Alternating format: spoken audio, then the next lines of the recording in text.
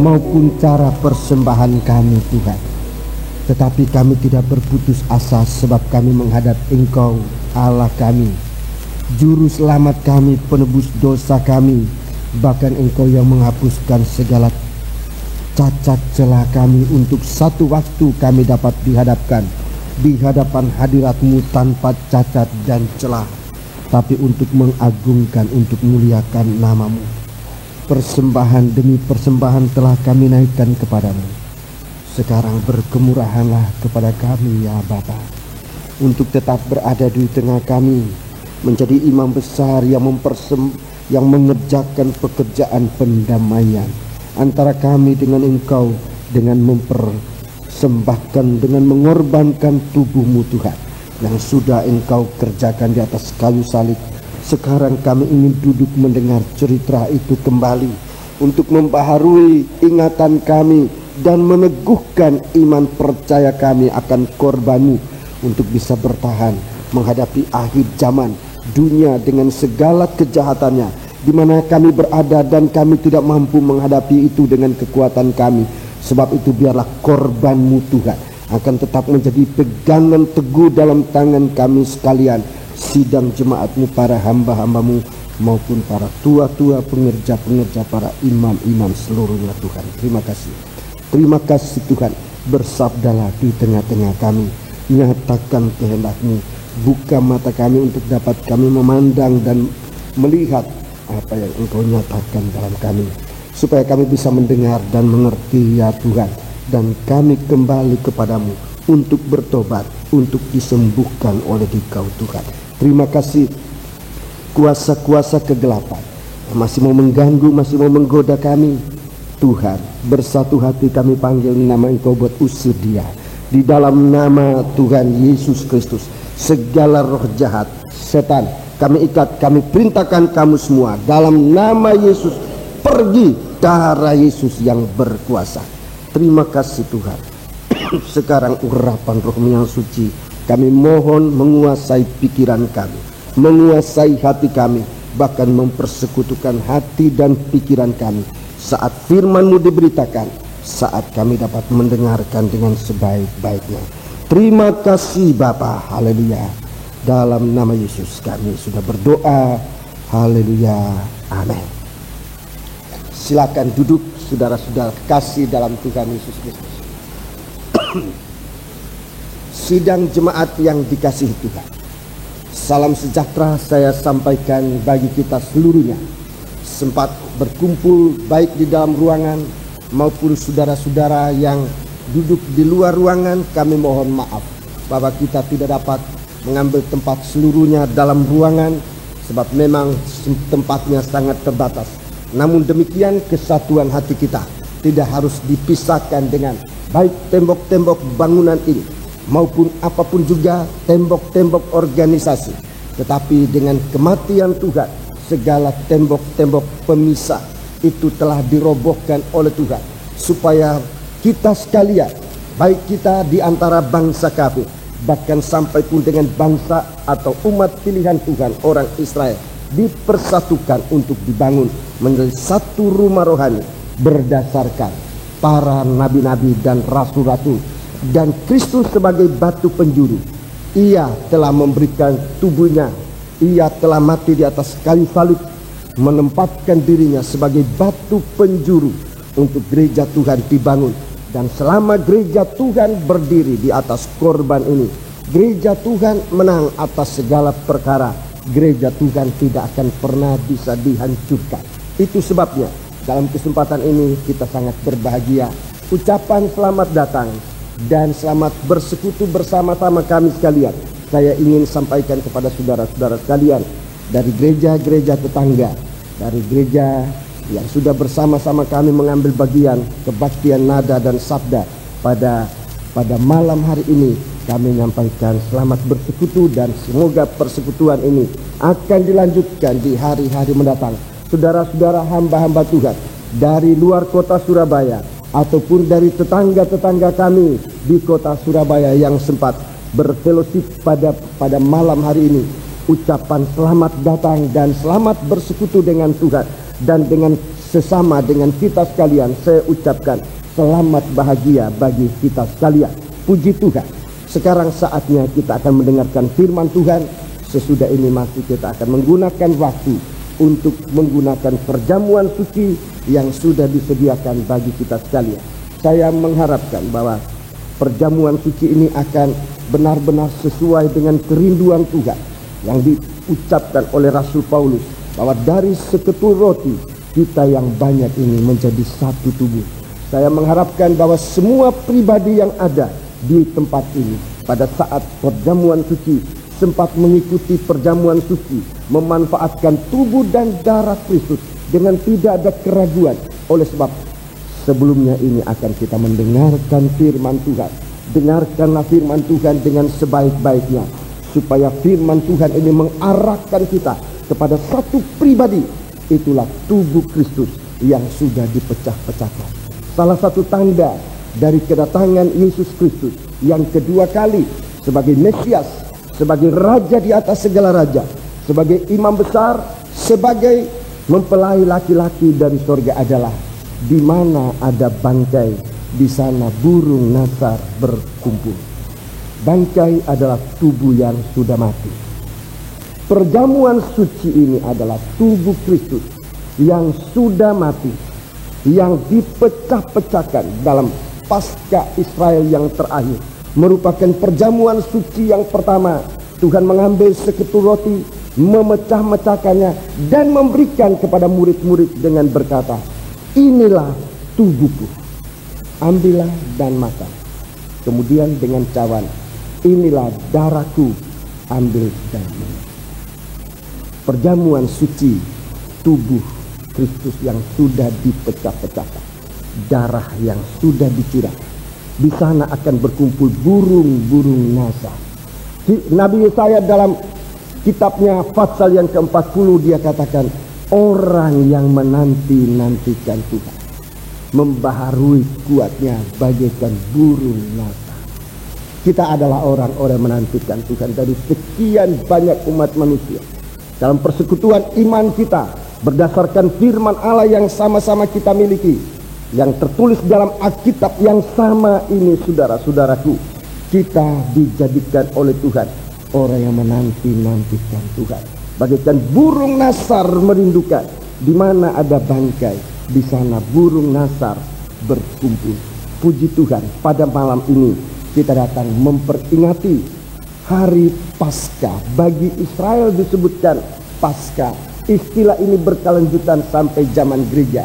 Tetapi dalam praktik, saudara-saudaraku, di zaman gereja, Paskah dalam bentuk perjamuan suci. Paskah yang terakhir, saudara-saudaraku, merupakan juga perjamuan suci yang pertama. Dan perjamuan suci ini dilanjutkan sampai sekarang. Bahkan saya percaya sampai Tuhan datang menggenapkan pesta ini. Saudara-saudaraku, sebab Paskah itu suatu pesta. Ada banyak pesta di dunia ini, tapi pesta di dunia ini akan berkesudahan. Akan ada harinya di mana pesta itu tidak ada lagi.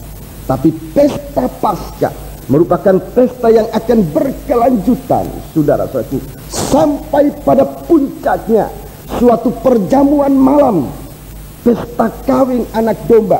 Ini adalah pemuncakan dari Paskah yang diadakan di zaman Israel, sekarang di zaman gereja dalam bentuk perjamuan suci.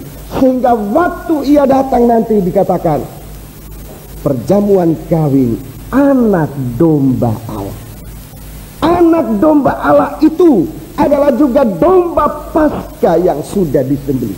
Sekalipun Yesus adalah juga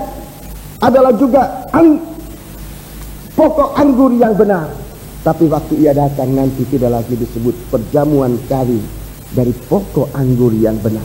Sekalipun ia adalah roti kehidupan, tapi waktu ia datang nanti tidak disebutkan perjamuan kawin dari roti kehidupan. Dia adalah anak domba Allah yang mengangkut dosa manusia. Ia yang tidak berbuat dosa sudah dijadikan dosa ganti kita. Ia disalibkan bagaikan seekor anak domba yang tidak ada cacat celanya. Ia sudah Ia sudah dipecah-pecahkan, tubuh dan darahnya dibagikan bagi kita, supaya kita menjadi satu, supaya di hari kedatangannya nanti anak domba itu akan berada dalam posisi sebagai mempelai laki-laki dari surga untuk sidang jemaat. Puji Tuhan. Banyak cara kita memperingati Paskah ini. Bahkan di hari-hari terakhir, gereja Tuhan hampir-hampir cenderung untuk mengabaikan Paskah. Lain dengan pesta Natal. Untuk orang Kristen, untuk gereja Tuhan, Natal merupakan suatu pesta besar. Tapi sangat disayangkan bahwa Paskah sedikit lebih kurang diperhatikan. Padahal di dalam Alkitab justru pesta ini yang oleh Tuhan diperintahkan. Setiap kali kamu makan roti ini dan minum dari cawan ini, kamu memberitakan kematian Tuhan sampai Ia datang kembali. Saudara-saudaraku, puji Tuhan, malam ini kita berada dalam keadaan luar biasa. Perhatian saudara-saudara sangat juga luar biasa. Kebaktian kita Jumat biasanya 5:30 sore kita mulaikan, tapi tadi kita sudah mulai jam 5 dan gereja ini sudah penuh, dan di luar pun sudah penuh. Perhatian ini semoga kita pertahankan di hari-hari mendatang, sebab pesta ini pesta yang tidak akan berkesudahan. Bagaimana sikap dan perhatian kita pada korban Kristus, pada perjamuan suci, itu juga nanti akan menentukan nasib kita. Apakah kita ini seorang yang dianggap layak untuk masuk, duduk, makan dia dengan kita dan kita dengan dia dalam perjamuan malam pesta kawin anak domba Allah. Puji Tuhan. Kitab Wahyu pasal yang ketiga. Kitab Wahyu pasal yang ketiga, saya ingin menyampaikan sesuatu pandangan Alkitab untuk kita juga menyangkut tentang Paskah ini. Biarlah kita tenang, sekalipun udara menjadi agak panas. Biarlah kita agak tenang dan berdoa. Saya percaya urapan Roh Kudus akan memberikan kita damai. Wahyu pasal 3 ayat 18. Ayat yang ke-18. Maka aku menasihatkan engkau, supaya engkau membeli daripadaku emas yang telah dimurnikan dalam api. Ya, emas yang telah dimurnikan dalam api. Terus?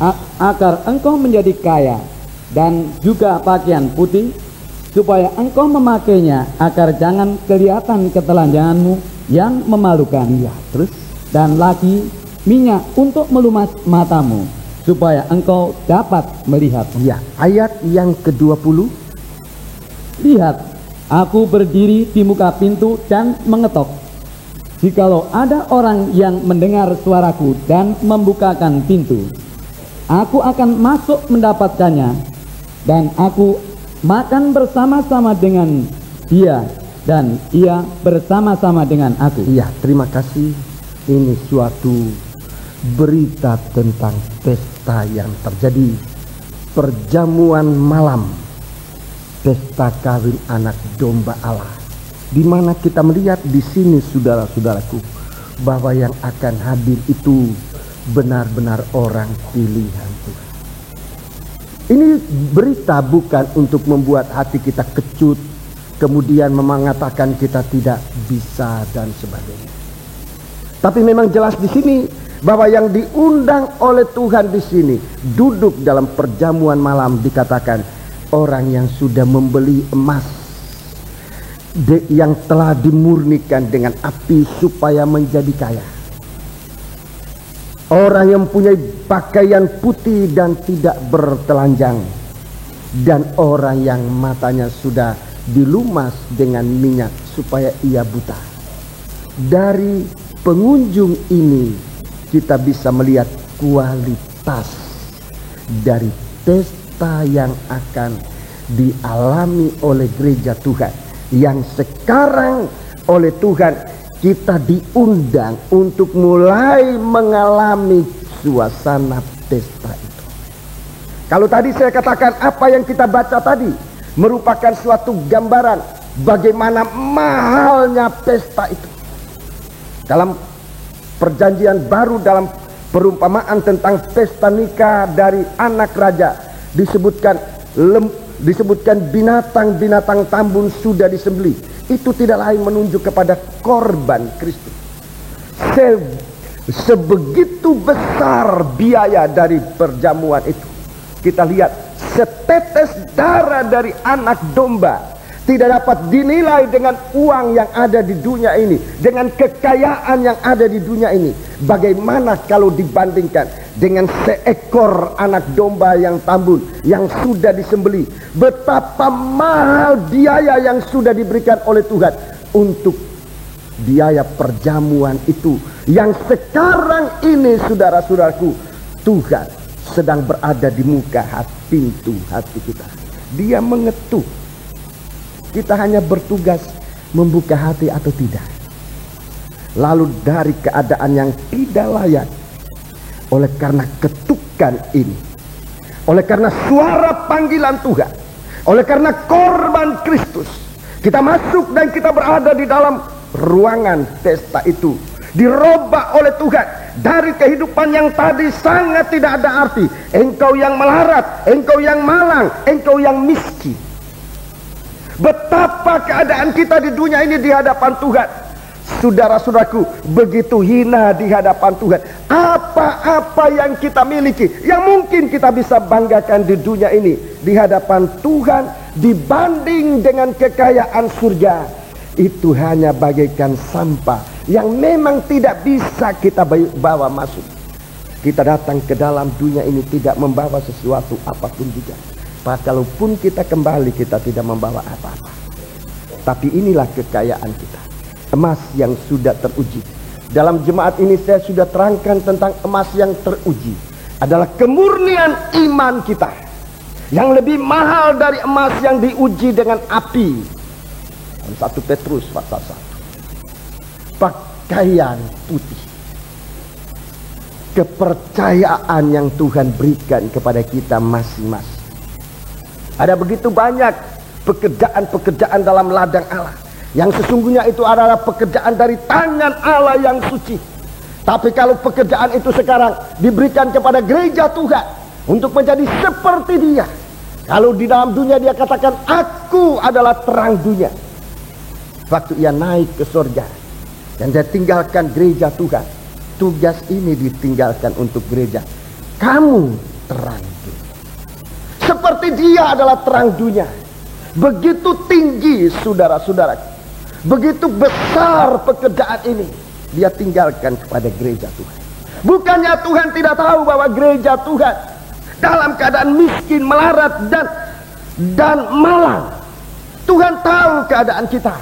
Tetapi ada usaha di mana Tuhan katakan, beli daripadaku emas yang sudah teruji dengan api. Kalau kita mau masuk dalam suatu pembaharuan hidup, saudara-saudaraku, untuk iman kita semakin hari semakin dirobahkan oleh Tuhan, menjadi kokoh, menjadi teguh, bagaikan bahkan lebih mahal daripada emas yang teruji dengan api di dunia ini. Tuhan berikan kepada kita iman yang sesungguhnya. Tuhan berikan kepada kita pakaian putih, kepercayaan Tuhan. Salah satu sifat dari mempelai wanita dalam surat Timotius yang pertama pasal yang kedua disebutkan salah satu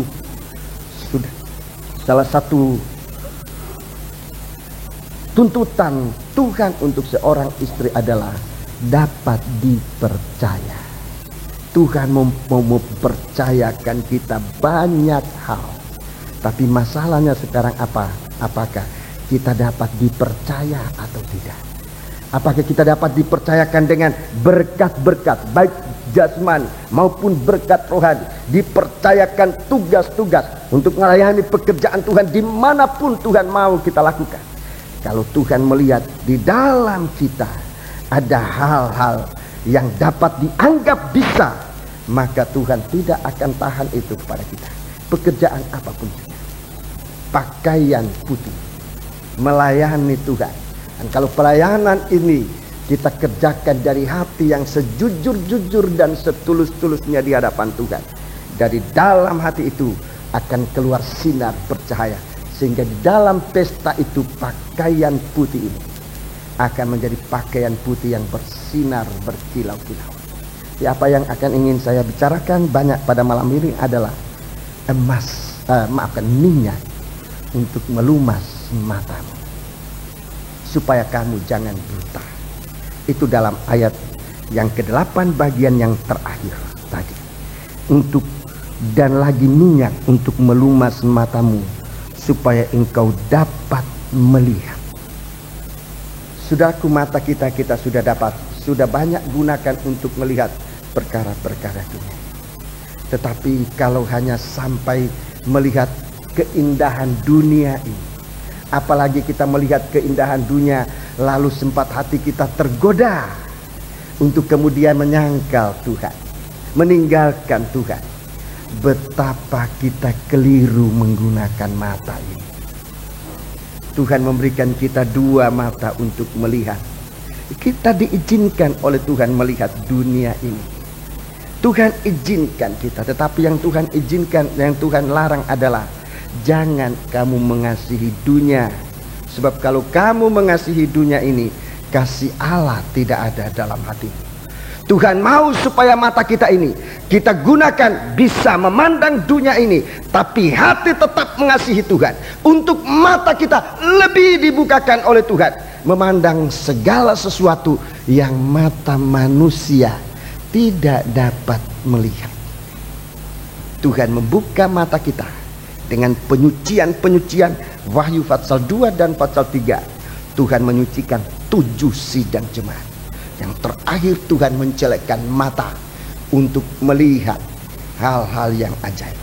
Dalam kitab Wahyu ini, mulai pasal 4, di dalamnya ditunjukkan untuk gereja Tuhan ada hal-hal yang sangat rahasia yang mata manusia tidak dapat memandang. Tetapi kalau kehidupan rohani kita diangkat oleh Tuhan, kalau kita mendengar lewat pemberitaan firman Tuhan, suara yang disampaikan. Coba kita baca pasal 4 ayat 1. Pasal 4 ayat 1. Kemudian daripada itu, aku melihat sesungguhnya sebuah pintu terbuka di sorga. Dan suara yang dahulu yang telah kudengar berkata kepadaku seperti bunyi sangkakala, katanya, naiklah kemari. Naiklah kemari. Perkataan naik itu setiap kali kita mendengar suara firman Tuhan, sebenarnya ada kuasa Allah yang mengangkat kita lebih tinggi dari perkara dunia. Naiklah kemari, lebih dekat kepada Dia. Aku akan menunjukkan kepadamu apa-apa yang harus terjadi sesudah ini. Betapa bahagianya kalau mata kita dapat membaca ayat ini. Bukan sekedar bahasa yang bisa kita mengerti, bahasa manusia, tapi kita membaca dalam bahasa Alkitab. Naiklah.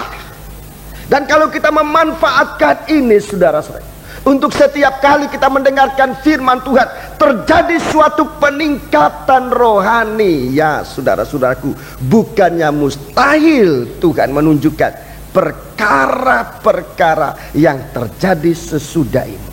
Sesudah iman kita ditingkatkan, sesudah pengharapan kita, sesudah kesucian kita, sesudah pelayanan kita, sesudah ibadah kita ditingkatkan oleh Tuhan, kerohanian kita ditingkatkan oleh Tuhan, pelayanan ini ditingkatkan oleh Tuhan. Bukannya mustahil di dalam pelayanan nanti kita mengalami perkara-perkara ajaib dari Tuhan. Sebab ini janji Tuhan. Secara garis besar di kitab Wahyu mulai pasal 4 sampai dengan pasal yang kelima, kita nanti akan melihat betapa ungkapan Tuhan.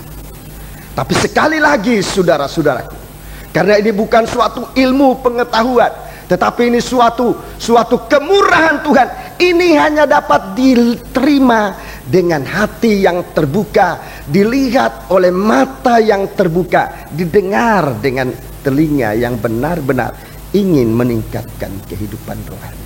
Ada banyak perkara Tetapi saya akan singkatkan pada malam hari ini suatu pandangan garis besar dalam sidang jemaat. Ini akan dijelaskan dalam penggembalaan di hari-hari mendatang.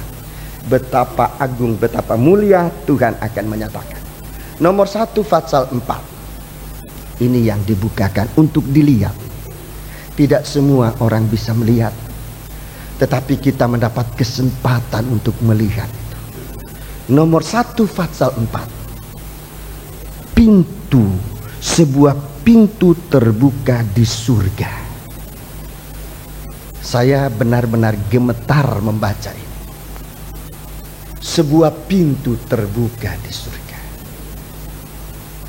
Seringkali untuk mengatakan surga aja, hati kita bergetar. Betapa damainya surga itu.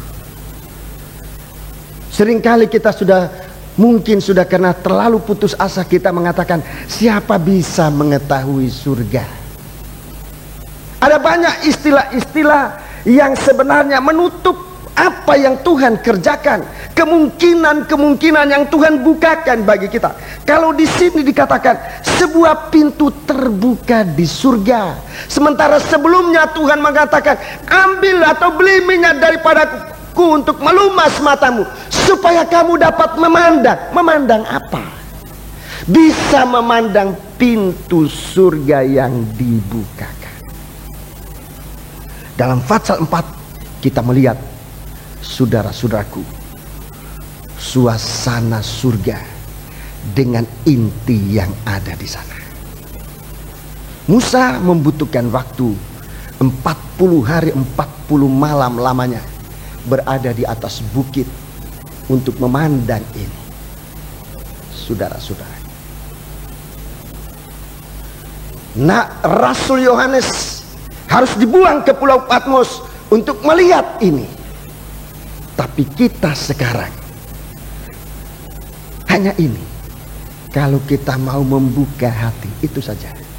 Di dalam Alkitab ini Tuhan sudah jelaskan bagi kita. Apa yang kita lihat waktu pintu terbuka, sebuah tahta dan Dia yang duduk di atasnya. Ini intinya kerajaan surga. Sebuah tahta dengan seorang yang duduk di atasnya dalam kemuliaan. Kemudian kita melihat aktivitas-aktivitas dalam kerajaan surga yang benar-benar menggetarkan hati, tetapi membangkitkan gairah kita untuk merindu berada di dalam suasana itu. Ini yang pertama, yang terbuka pintu surga. Waktu manusia jatuh dalam dosa, saudara-saudaraku, jangankan pintu surga, pintu Firdaus ditutup untuk manusia. Jadi akhir Alkitab, tepatnya dalam Wahyu Fatsal 4, pintu dibuka. Kita bisa melihat kalau mata kita dibukakan oleh Tuhan. Rasul Paulus dia berdoa untuk itu, supaya Tuhan memberikan kamu roh wahyu dan hikmat, dan mata hatimu terbuka untuk memandang betapa besarnya janji Allah, pengharapan yang diberikan oleh Tuhan dalam janji Allah, supaya kamu bisa melihat betapa besar kuasa Allah dalam ciptaan. Wahyu Fatsal 5, Wahyu Fatsal yang kelima. Di dalam Wahyu Fatsal 5 dikatakan sebuah kitab. Coba baca ayat 1. Ayat 1. Maka aku melihat di tangan kanan Dia yang duduk di atas tahta itu sebuah gulungan kitab yang ditulisi sebelah dalam dan sebelah luarnya, dan dimeterai dengan 7 meterai. 2. Dan aku melihat seorang malaikat yang gagah, yang berseru dengan suara nyaring, katanya, siapakah yang layak membuka gulungan kitab itu dan membuka meterai-meterainya? Tetapi tidak ada seorang pun yang di surga atau yang di bumi atau yang di bawah bumi yang dapat membuka gulungan kitab itu, atau yang dapat melihat sebelah dalamnya. Maka menangislah aku dengan amat sedihnya, karena tidak ada seorang pun yang dianggap layak untuk membuka gulungan kitab itu ataupun melihat sebelah dalamnya. Iya, terima kasih.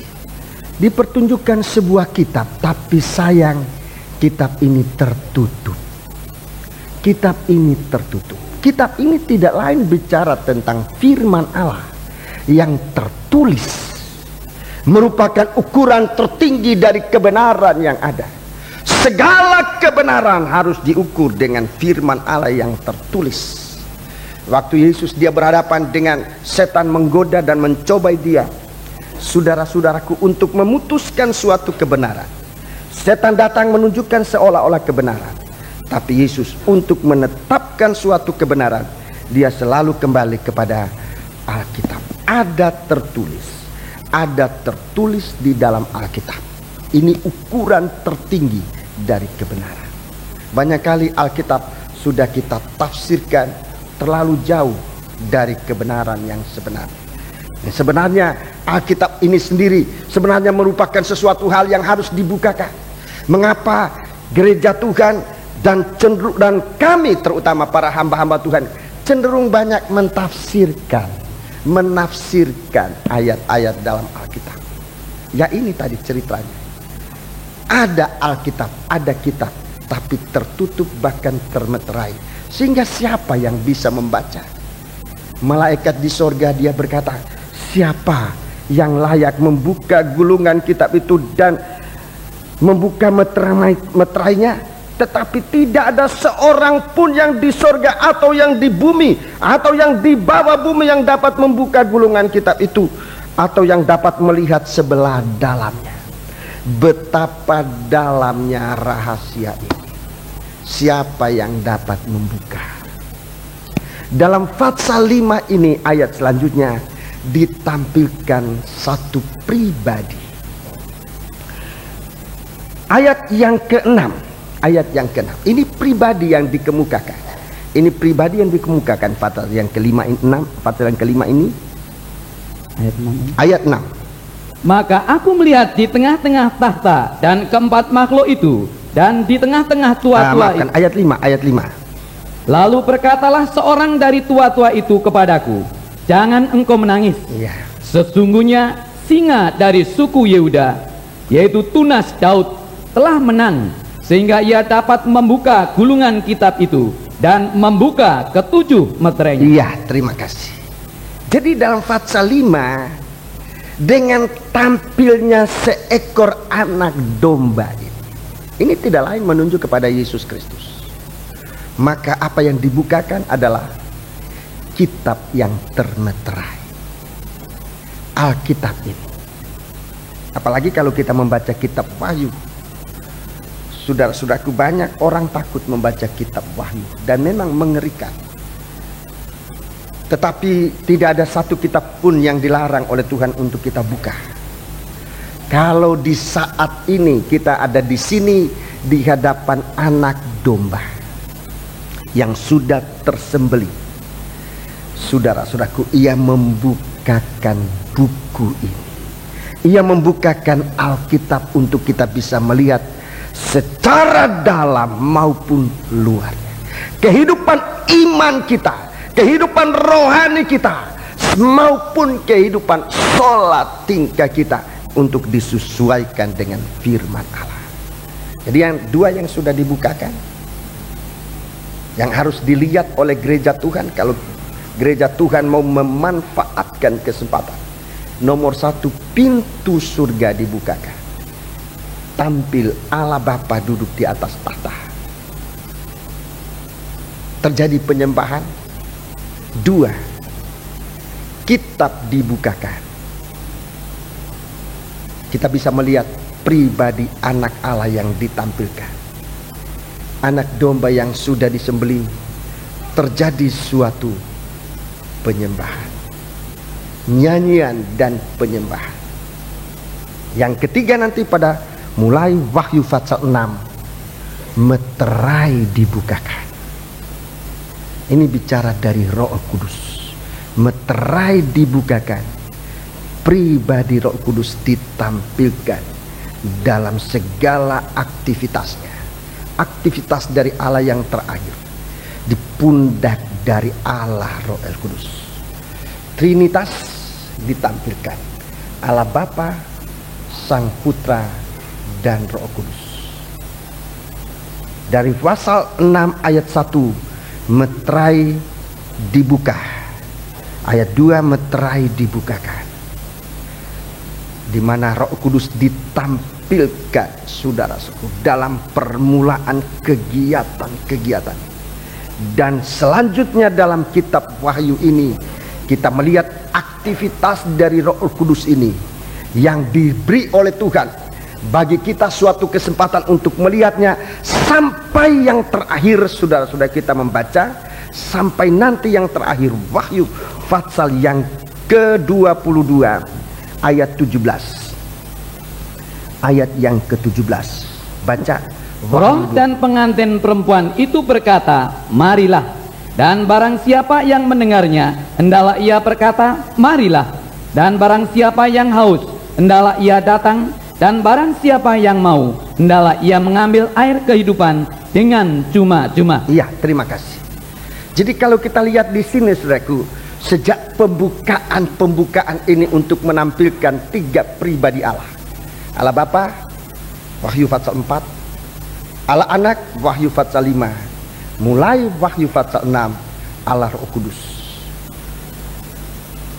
Mulai dari pasal 4 tidak pernah lagi disebut gereja Tuhan. Tidak disebut-sebut gereja Tuhan. Saya sudah coba membaca, tidak disebut gereja Tuhan. Kemudian baru kita menemukan istilah gereja Tuhan dalam Wahyu pasal 22 ayat 17 tadi. Tetapi sudah dengan nama baru. Gereja Tuhan sudah dalam nama baru. Roh yang disebutkan dalam Wahyu pasal 6 tampil dalam Wahyu pasal 22 bersama dengan gereja Tuhan. Roh dan pengantin perempuan. Roh dan pengantin perempuan. Gereja Tuhan tidak disebut lagi gereja, tetapi sudah disebut mempelai perempuan. Gereja Tuhan penyebutannya sekarang banyak macam-macamnya, dengan dialek dan bahasa masing-masing negara, suku, bangsa, dan bahasa. Tapi di satu waktu, saudara-saudaraku, gereja Tuhan hanya mempunyai satu nama. Sekarang nama-nama organisasi kita banyak, dan saudara-saudaraku, dalam kesempatan kebaktian ini saya ingin menyampaikan, jangan nama-nama gereja ini, nama-nama organisasi memisahkan kita. Sebab di satu waktu oleh pekerjaan Roh Kudus kita akan dibawa untuk menemukan nama baru dari gereja Tuhan, dan sesudah itu tidak ada lagi disebut nama lain. Gereja Tuhan dinamai pengantin perempuan. Puji Tuhan, itulah nama baru dari gereja Tuhan yang nanti akan berada dalam kota mempelai Yerusalem baru. Puji Tuhan, saya tidak akan berbicara tentang hal ini, tetapi saya mau kembali pada persoalan Paskah.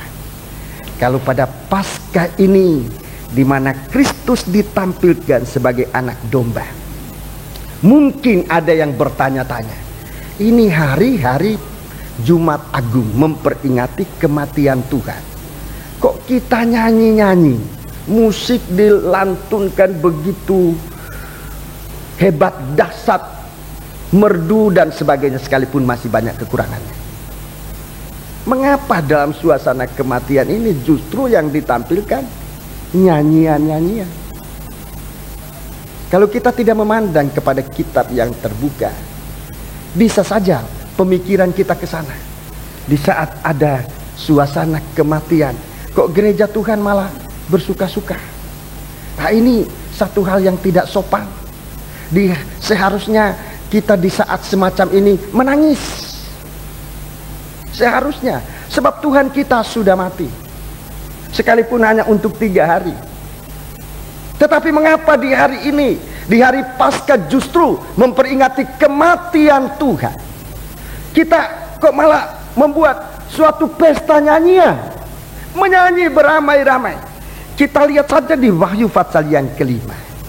Kita lihat di sana di Wahyu pasal yang kelima, kalau anak domba itu ditampilkan, kalau Paskah ini berada sesuai dengan kebenaran firman, apa yang kita akan lihat di sana? Mari kita membaca ayat yang ke-9 atau ayat yang ke-8. Ketika ia mengambil gulungan kitab itu, tersungkurlah keempat makhluk dan ke-24 tua-tua itu di hadapan anak domba itu, masing-masing memegang satu kecapi. Kecapi, masing-masing satu kecapi. Kita ini belum masing-masing punya kecapi, hanya sebahagian kecil. Tetapi di sini masing-masing punya alat musik. Saya pernah melihat gereja yang saudara-saudaraku itu alat musiknya, kalau saya tidak salah 600 alat musik. Setiap mereka datang dari rumah bawa gitar, dan mereka bagaikan orang nyapu di jalan. Dari rumah mereka jalan kaki, mereka bunyikan nyanyian-nyanyian, orang terkumpul, orang-orang ini dibawa masuk ke gereja. Jadi bayangkan 600 orang, 600 kelompok dibawa masuk ke gereja, dan memang gereja itu penuh sesak orang. Setiap orang bawa. Wah, luar biasa itu. Saya lihat itu gereja besar, luar biasa. Orang-orang di jalan dibawa masuk dengan alat musik itu. Dan alat musik inilah nanti akan dipakai di dalam kebaktian. Gereja itu terdiri dari kurang lebih 6.000 orang. Ya, penyanyinya, pemain musiknya 600, masing-masing dengan alat musik. Tapi ya, kita tidak boleh main tiru-tiru begitu aja, sebab semua adalah kepercayaan Tuhan. Sejauh mana kita dipercayakan. Ini aja, lain kali dibunyikan, lain kali enggak. Perhatikan kepercayaan Tuhan. Satu waktu semua harus dengan memuji Tuhan. Ulangi. Masing-masing memegang satu kecapi dan satu cawan emas, penuh dengan kemenyan. Penuh dengan kemenyan. Itulah doa orang-orang kudus. Iya, terus. Dan mereka menyanyikan suatu nyanyian baru, katanya. Suatu nyanyian. Apa isi nyanyian ini? Engkau layak menerima gulungan kitab itu dan membuka meterai-meterainya, karena engkau telah disembelih. Karena engkau telah disembelih. Ini suasana mati. Tetapi untuk memberitakan ini dalam suasana sukacita, mereka menyanyi mengatakan engkau telah tersembelih. Terus, dan dengan darahmu engkau telah membeli mereka bagi Allah dari tiap-tiap suku dan bahasa dan kaum dan bangsa. Terus, dan engkau telah membuat mereka menjadi suatu kerajaan dan menjadi imam-imam bagi Allah kita, dan mereka akan memerintah sebagai raja di bumi. Terus, maka aku melihat dan mendengar suara banyak malaikat di sekeliling tahta, makhluk-makhluk dan tua-tua itu. Jumlah mereka berlaksa-laksa dan beribu-ribu laksa. Katanya dengan suara nyaring, anak domba yang disembelih itu layak untuk menerima kuasa dan kekayaan dan hikmat dan kekuatan dan hormat dan kemuliaan dan puji-pujian. Terus, dan aku mendengar semua makhluk yang di sorga dan yang di bumi dan yang di bawah bumi dan yang di laut dan semua yang ada di dalamnya berkata, bagi dia yang duduk di atas tahta, bagi dia yang duduk di atas tahta itulah Allah Bapa, dan bagi anak domba, adalah puji-pujian dan hormat dan kemuliaan dan kuasa sampai selama-lamanya. Dan keempat makhluk itu berkata, amin. Dan tua-tua itu jatuh tersungkur dan menyembah. Ya, kalau kita lihat suasana kematian Tuhan dirayakan di surga, kita ini belum apa-apa, masih belum bisa dibandingkan. Saya belum bisa mengatakan kita ini hanya sedikit, belum bisa dibandingkan. Masih lebih tepat kalau saya katakan apa yang kita lakukan malam ini masih belum apa-apa. Jadi kita tidak berkelebihan. Kita jangan merasa kelebihan bahwa waktu pasca memperingati kematian Tuhan kita menyanyi seolah-olah kita sudah berkelebihan. Belum bisa dibandingkan, belum apa-apa dibanding dengan suasana Paskah. Anak domba disembelih. Nyanyian kita masih perlu ditingkatkan. Kerohanian kita masih perlu ditingkatkan. Supaya kerohanian kita bagaikan kerohanian para tua-tua, para empat sat dan banyak-banyak makhluk yang ada di surga ini, yang semua memuji Tuhan.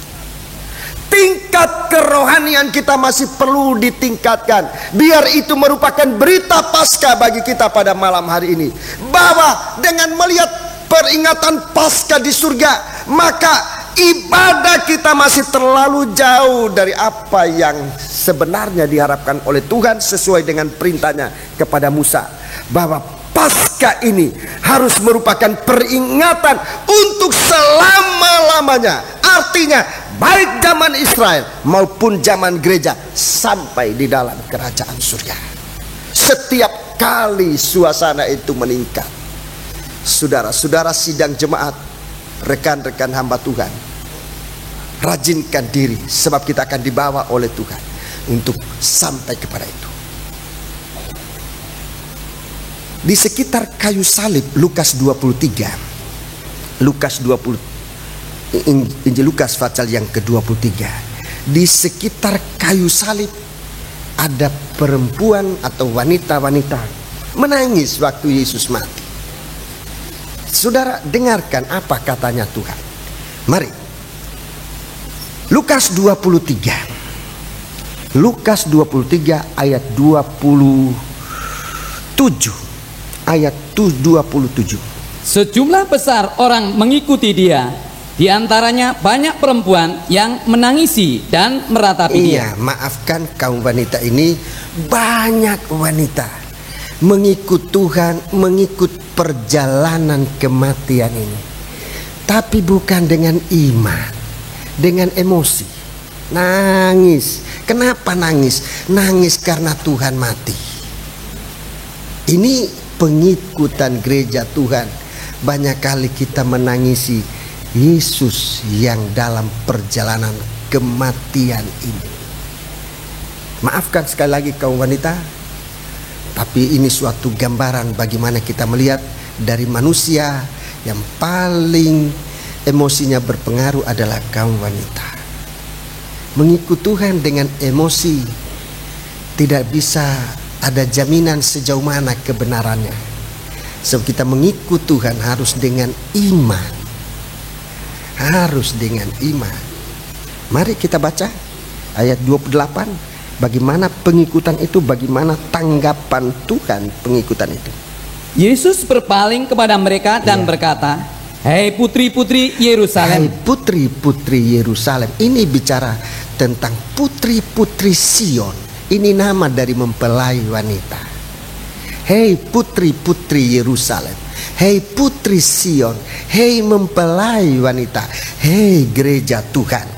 Terus, "Janganlah kamu menangisi aku. Jangan kamu menangisi aku, melainkan tangisilah dirimu sendiri dan anak-anakmu. Tangisilah dirimu sendiri dan anak-anakmu.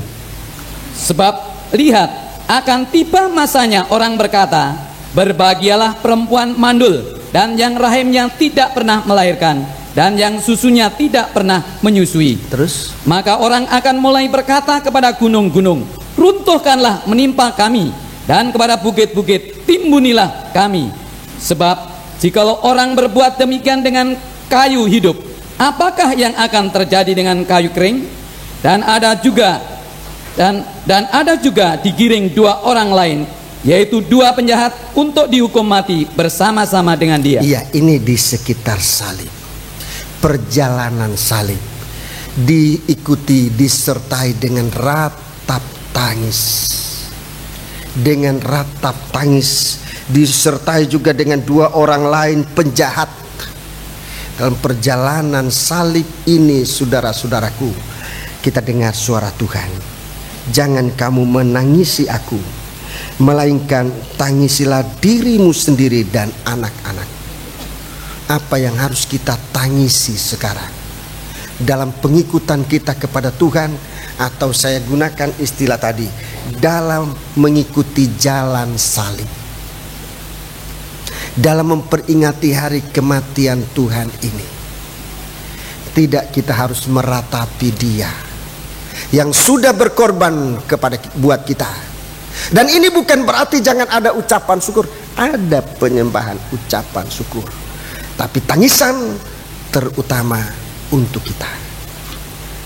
Di dalam Alkitab ada 2 kali penulisan, 2 macam penulisan tentang orang yang datang kepada Tuhan dan menangis.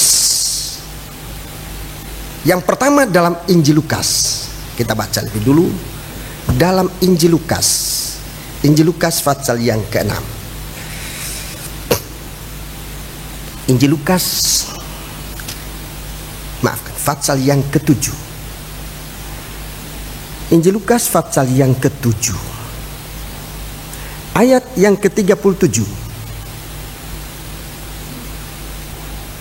Di kota itu ada seorang perempuan yang terkenal sebagai seorang berdosa. Ya, orang berdosa.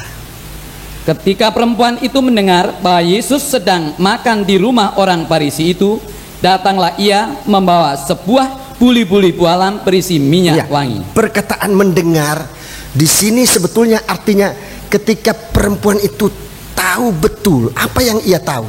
Nomor 1, Yesus ada di situ. Itu yang dia tahu. Nomor 2, Yesus mampu mengampuni dosa. Ini suatu pengikutan. Kalau kita mengikut Tuhan, ini perlu, saudara.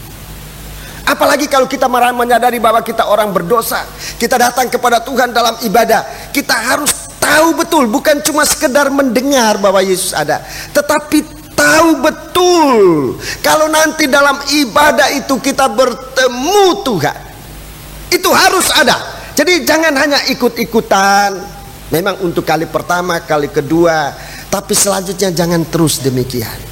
Seperti orang berdosa, wanita berdosa ini, sekarang dia datang bukan menangisi Yesus, tapi nomor 1, ia tahu betul. Sesudah ia mendengar, ia menjadi tahu betul bahwa Yesus ada di situ. Kedua, ia tahu betul bahwa hanya Yesus yang bisa mengampuni dosanya. Kalau ibadah kita kepada Tuhan, ibadah kita setiap kali kita ke gereja dengan bekal ini, kita tidak mungkin main-main di gereja, tidak mungkin. Sebab pertama kita tahu Tuhan ada di sini. Dia raja di atas segala raja.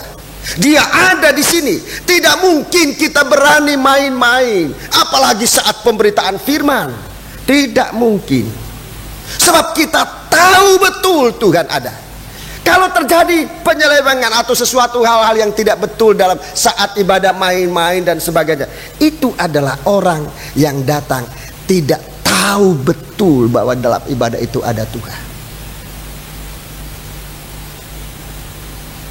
Kita harus tahu betul bahwa Tuhan ada di sini. Dia yang mendengar doa kita. Kalau kita sakit, Dia harus kita tahu betul Dia mampu menyembuhkan kita. Kalau kita dalam percobaan, kita harus tahu betul Dia bisa membawa kita memberi kita kemenangan dari percobaan. Dan banyak hal merupakan beban hidup ini. Kita harus tahu betul. Wanita ini, di kota ini ada seorang wanita yang terkenal sebagai seorang berdosa.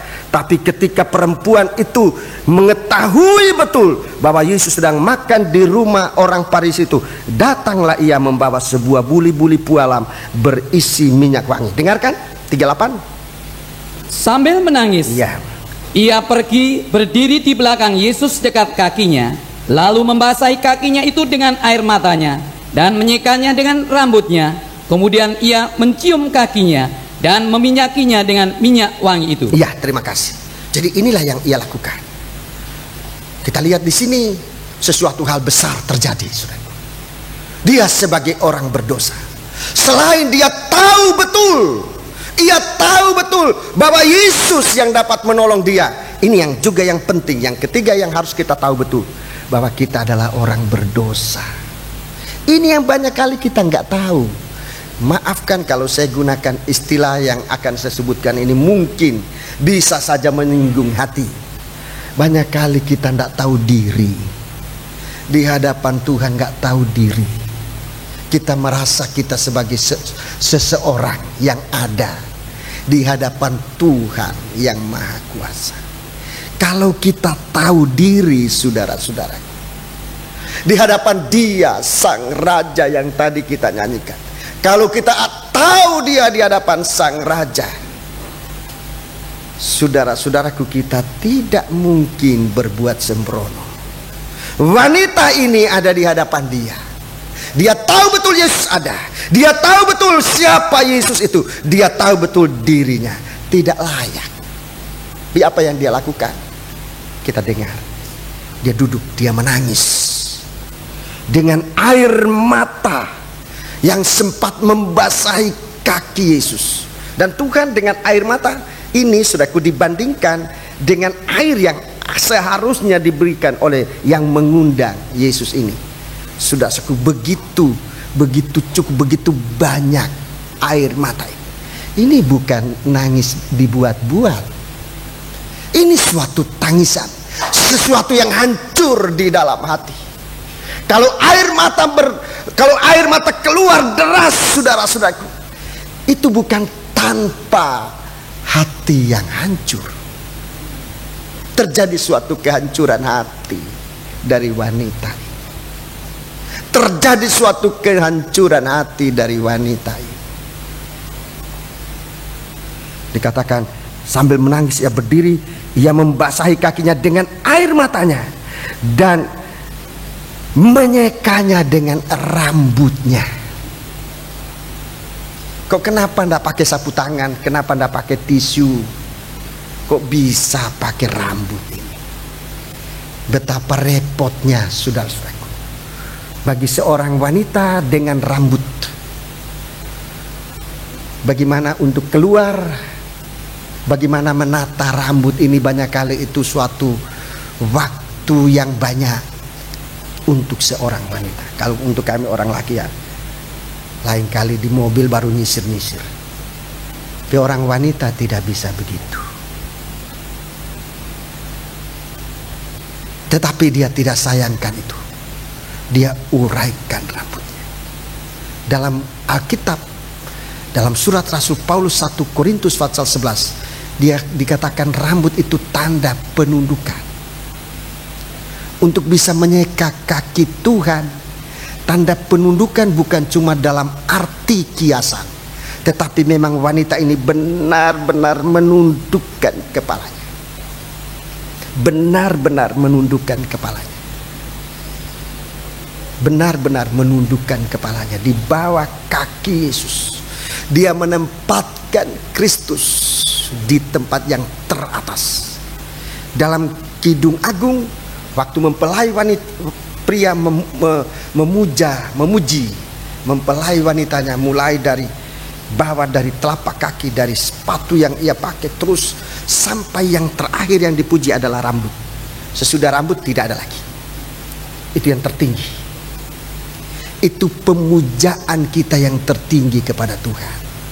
Tadi kita menyanyi kepada Tuhan, menyanyi buat Tuhan dengan nyanyian-nyanyian indah, saudara-saudara, dan itu memang dirindukan oleh Tuhan. Tetapi suatu pemujaan kita kepada Tuhan yang tertinggi, saudara-saudaraku, adalah kalau kita tahu menundukkan diri kepada Tuhan. Itu pemujaan tertinggi. Kalau kita sekarang di bumi ini, saudaraku, mau nanti di dalam sorga mempunyai suatu nyanyian yang diterima oleh Tuhan, bagaikan nyanyian yang tadi kita baca dalam kitab Wahyu pasal 5 itu. Mulailah kita di bumi ini, sekalipun masih dalam keadaan berdosa, tetapi menyadari keadaan kita berdosa, menundukkan diri kita serendah-rendahnya kepada Tuhan. Saudara-saudara, ini yang diperbuat oleh wanita ini. Dengan kehancuran hati, dia mau menempatkan Kristus di tempat yang teratas dari seluruh kehidupannya, yang terutama. Itu arti dari penundukan. Saya ulangi, arti dari penundukan adalah menempatkan Kristus di tempat yang terutama. Itulah penundukan, di tempat yang paling tinggi dari apa yang kehidupan, apa yang kita ingini, di apa yang paling kita ingini. Di atas itu harusnya Tuhan. Jangan yang kita ingini di atas Tuhan, tapi Tuhan harus berada di atas segala keinginan kita, di atas segala rencana kita, di atas segala tindakan dan perbuatan kita. Yesuslah yang terutama. Puji Tuhan. Kemudian ia mencium kaki Tuhan. Ini suatu tanda kasih. Ini cerita pertama yang saya pernah baca mengenai menangisi diri. Dan memang dalam percakapan selanjutnya, apa yang dipercakapkan di sini adalah mengenai dosa yang ada ini. Mari. Kemudian dalam Injil Yohanes pasal 12. Injil Yohanes pasal yang ke-12. Di sini dalam suatu pesta sudah disebut suatu perjamuan. Pasal 12, Injil Yohanes pasal yang ke-12 mulai ayat pertama. 6 hari sebelum Paskah, Yesus datang ke Betania, tempat tinggal Lazarus yang dibangkitkan Yesus dari antara orang mati. Di situ diadakan perjamuan untuk dia, dan Maria melayani, sedang salah seorang yang turut makan dengan Yesus adalah Lazarus. Terus, maka Maria mengambil setengah kati minyak narwastu murni yang mahal harganya, lalu meminyaki kaki Yesus dan menyikanya dengan rambutnya, dan bau minyak semerbak di seluruh rumah itu. iya, ayat 7. Maka kata Yesus, biarkanlah dia melakukan hal ini, Biarkan ia melakukan hal ini, mengingat hari pengkuburan. iya, jadi sekalipun tidak disebut ini suatu suasana Paskah, tapi Yesus mengakui itu. Biarkan itu. Ini mengingat hari penguburanku. Ayat 8. Karena orang-orang miskin selalu ada pada kamu, tetapi aku tidak akan selalu ada pada kamu. Ya, dalam ayat ini sudah lebih jelas. Saudara-saudara, saya tidak mau berbicara siapa orangnya ini, tapi di sini cerita ini makin jelas. Disebut namanya, disebut alamatnya. Orang ini namanya Maria. Orang ini namanya Maria. Ada saudaranya Marta, ada saudaranya Lazarus. Disebutkan. Jadi lebih jelas. Sementara di cerita pasal 6 Injil Lukas tadi, seseorang perempuan berdosa. Saya tidak perlu menjelaskan apa Maria inilah wanita itu. Saya dalam kesempatan ini tidak bertugas untuk menjelaskan itu. Tapi saya mau menjelaskan secara keseluruhan, secara umum, peningkatan pelayanan. Kalau pelayanan kita makin meningkat, makin dikenal oleh Tuhan. Makin dikenal oleh Tuhan. Bukan karena kita mulia, tidak. Tapi pelayanan ini makin meningkat. Di sini dalam pelayanan kita lihat ada kesamaan pelayanan ini. Di dalam ayat yang ketiga, saudaraku, dalam ayat ketiga, Maria mengambil setengah kati minyak narwastu murni yang mahal harganya. Yang mahal harganya. Dalam Injil Lukas disebutkan air mata untuk meminyaki kaki Tuhan. Dalam Injil Lukas disebut air mata. Di sini disebut itu minyak narwastu murni. Itu diambil dari buli-buli pualam yang juga mahal, dipecahkan.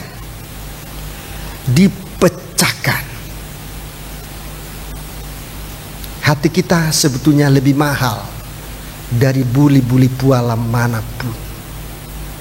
Pemecahan, kehancuran hati, saudara-saudaraku, yang bisa mengeluarkan air mata.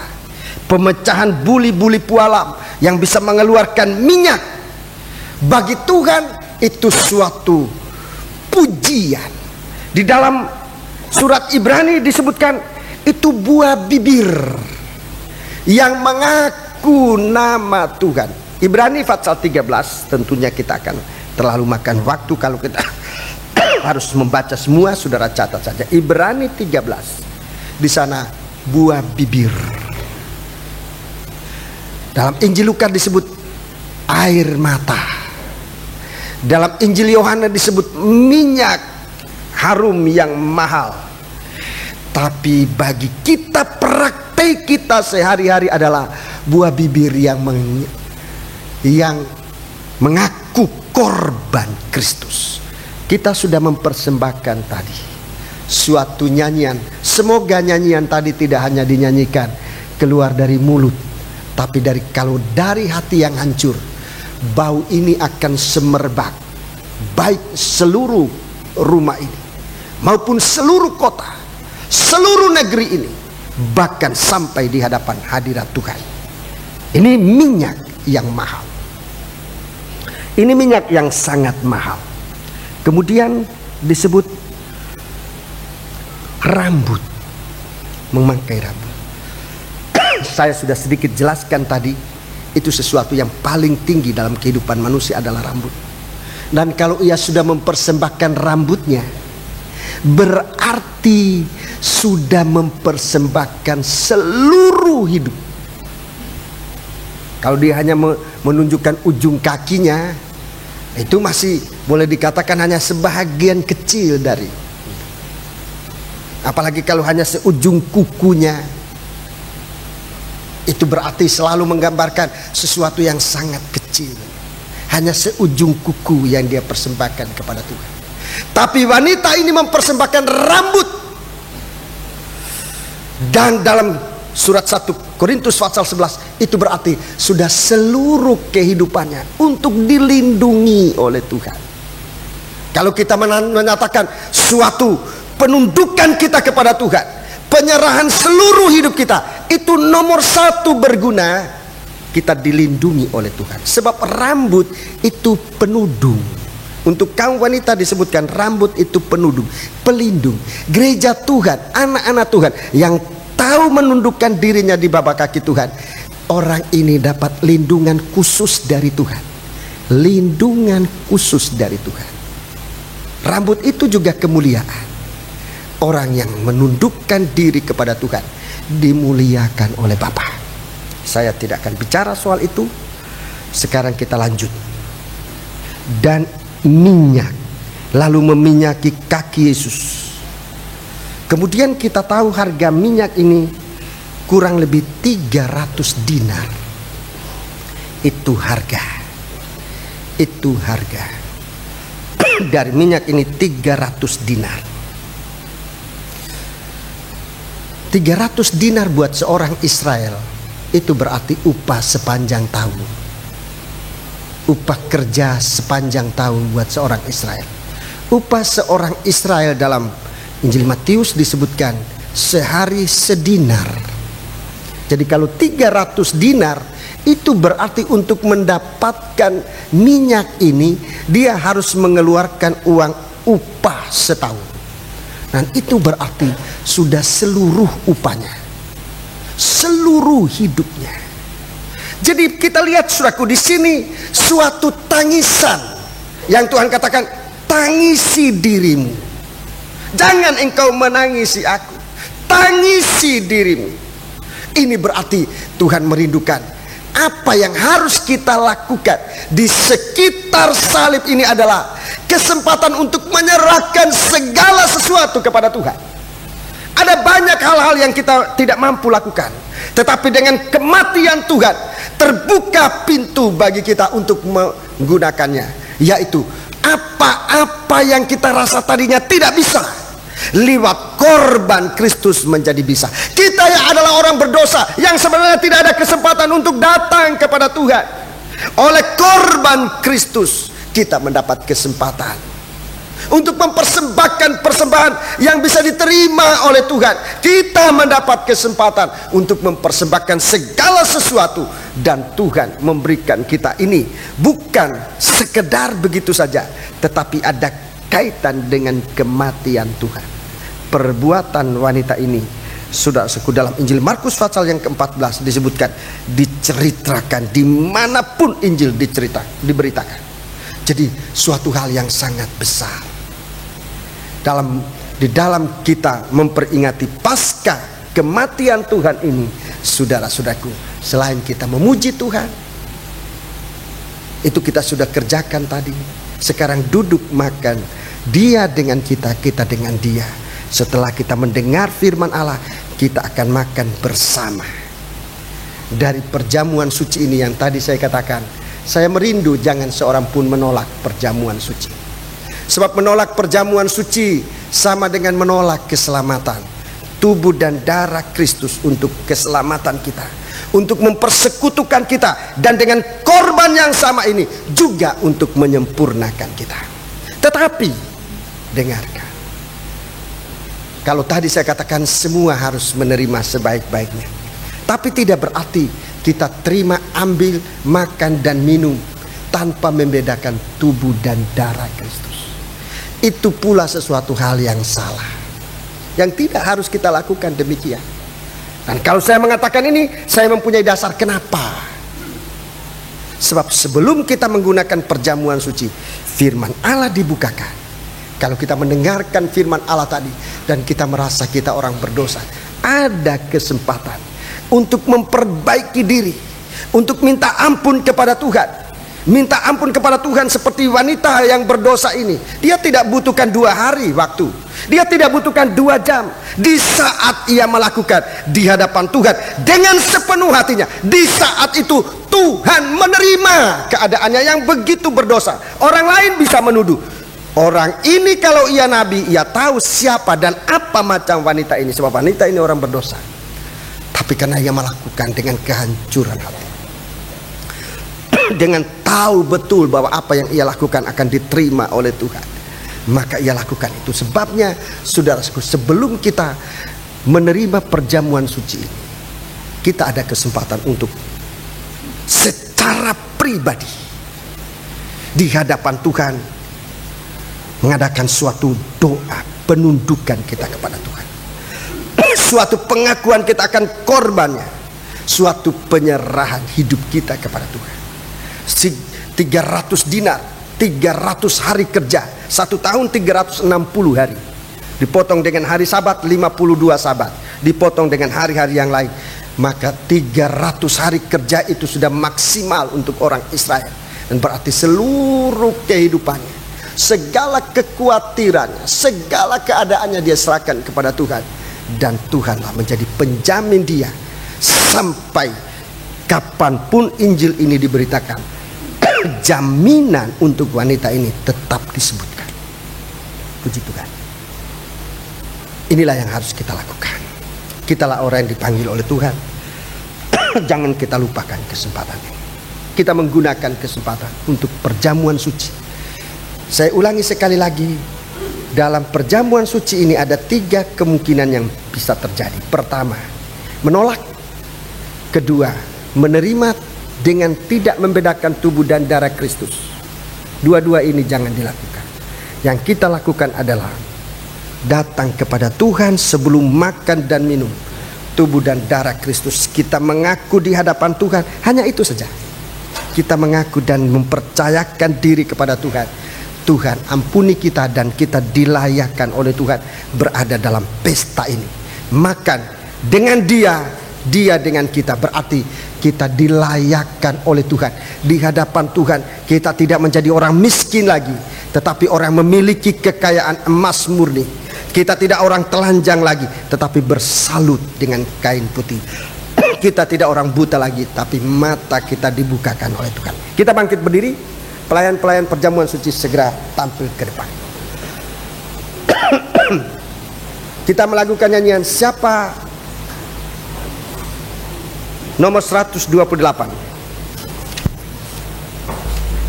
Ngapa kau memilihku?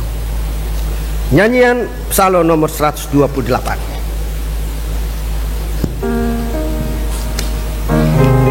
Sekalipun kita tidak berkemampuan, Tuhan akan menolong kita.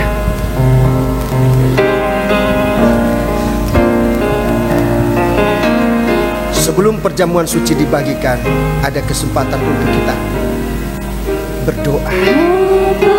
Kau memilihku, haleluya, untuk menjadi milikmu, sedangkan kau tahu salahku.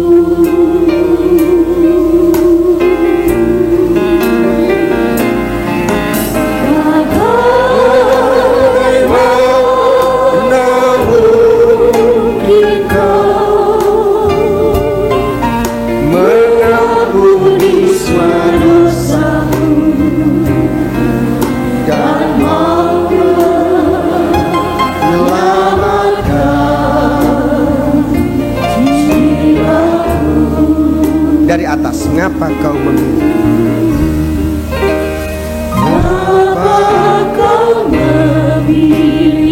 kita ditebus oleh Tuhan. Kita dibeli, bukan untuk dibuang. Kita dibeli untuk dimiliki oleh Tuhan dan dipelihara dengan sebaik-baiknya. Sebab Tuhan sudah memberikan harga yang termahal.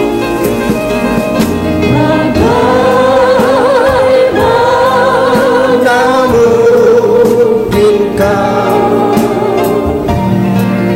mengampuni semua dosaku dan mau menyelamatkan jiwa. Kita angkat tangan kita dua ke atas.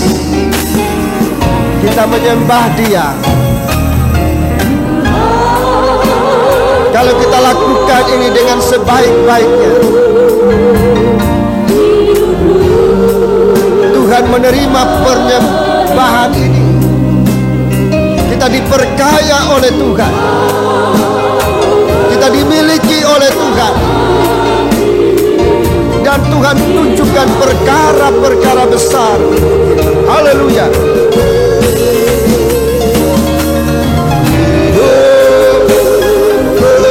Sekarang, haleluya, hanya bagimu bercampur setahun. Tiap hari Tuhan tolongku.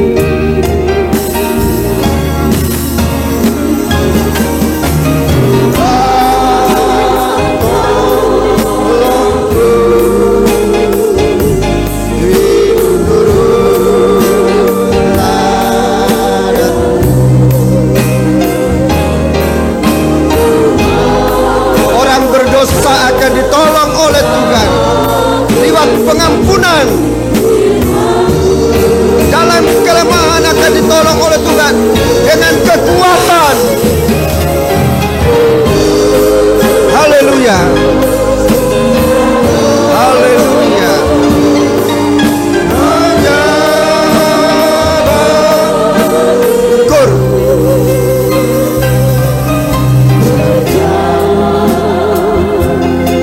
Berserulah kepada Tuhan secara pribadi. Tuhan tolongku.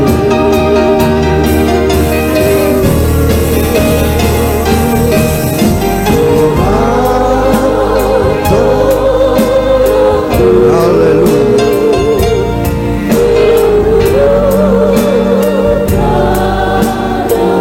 Haleluya.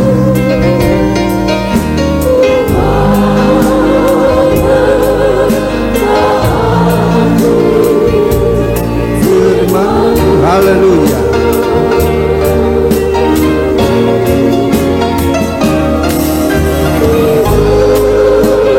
Ku sekarang hanya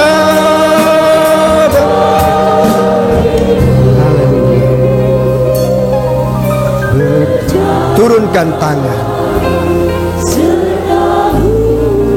dengan ukur dalam penyerahan hidup. Kur dengan U.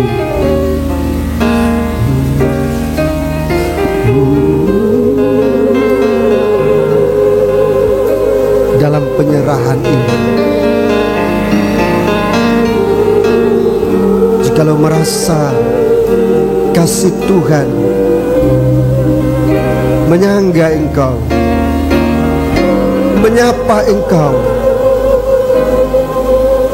atau sedikitnya berbisik di hatimu, menyatakan kasih dan pertolongannya,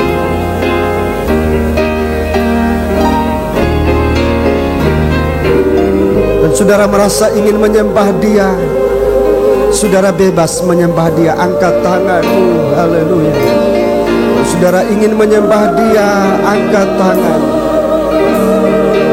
secara spontan, menyembah Dia dengan roh dan dengan kebenaran. Haleluya, haleluya, haleluya.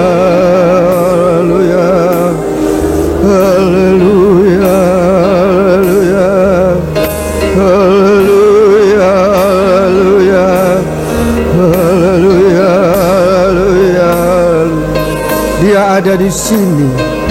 Dia menerima orang berdosa untuk diampuni. Tidak ada hukuman Allah yang berlaku pada kita pada malam ini. Sebab kemurahannya, sebab darahnya masih dicurahkan, masih dipercikkan bagi kita. Hanya apakah kita mau menerima ini?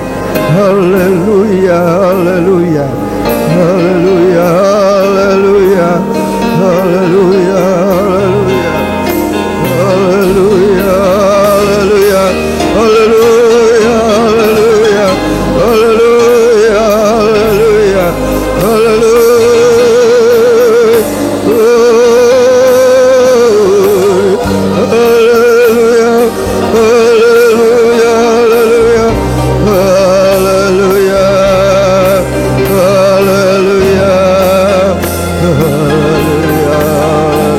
Terima kasih Tuhan, terima kasih buat pembelaan-Mu bagi kami orang berdosa, penebusan oleh kuasa darah-Mu, pengangkatan dan pembelaan serta pemeliharaan-Mu dalam kami.